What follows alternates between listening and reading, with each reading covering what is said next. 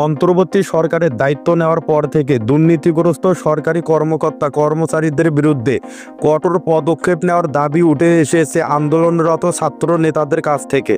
বিশেষ করে যারা জুলাই অভ্যুত্থানে সক্রিয় ছিলেন তারাই প্রথম সরব হন এই দাবিতে। এমনকি তারা ৪৪ জন সচিবের নাম সহ একটি তালিকা প্রকাশ করে, যাদেরকে আওয়ামী লীগের ঘনিষ্ঠ সহযোগী বলে চিহ্নিত করা হয় এবং তাদের দ্রুত অপসারণের দাবি জানানো হয়। কিন্তু সরকার যখন এই দাবির আলোকে ব্যবস্থা নিতে যায় তখন শুরু হয় জটিলতা।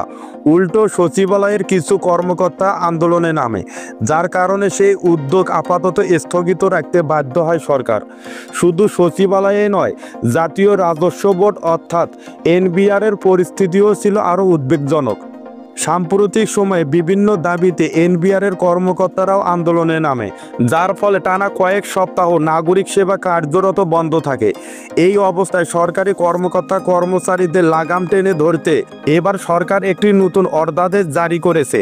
এই অর্ধাদেশে বলা হয়েছে, কেউ যদি আইনসঙ্গত কারণ ছাড়া সরকারি কোনো আদেশ, পরিপত্র বা নির্দেশ অমান্য করেন কিংবা তা বাস্তবায়নে বাধা দেন অথবা অন্য কোনো সরকারি কর্মকর্তাকেও এতে উস্কানি দেন, তাহলে তার সর্বোচ্চ শাস্তি হবে চাকরি থেকে বরখাস্ত।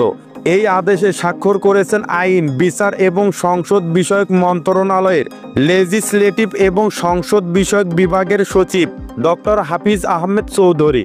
সরকারি আইন 2018 এর দ্বিতীয় সংশোধিত এই অর্ধাদেশ অনুযায়ী রাষ্ট্রপতির এই আদেশের বিরুদ্ধে কোনো আপিল করা যাবে না। তবে দণ্ডপ্রাপ্ত কর্মচারী 30 কার্য দিবসের মধ্যে রাষ্ট্রপতির কাছ থেকে পূর্ণ বিচার চেয়ে আবেদন করতে পারবেন। বিশেষজ্ঞদের মতে, সরকারি কর্মচারীরা যখন আন্দোলনে নামে তখন তারা নিজেরাও কাজ বন্ধ রাখেন এবং সহকর্মীদেরও কাজ থেকে বিরত রাখার চেষ্টা করেন। এ কারণে এমন কঠোর সিদ্ধান্ত নেওয়া হয়েছে যেন ভবিষ্যতে অফিসিয়াল কাজ আন্দোলনের নামে ব্যাহত না হয়। এই নতুন নিয়মের ফলে এখন থেকে সরকারি কর্মচারীরা কর্মবিরতি কিংবা দাবি দাওয়া নিয়ে অফিসের কাজ বন্ধ রাখতে পারবেন না।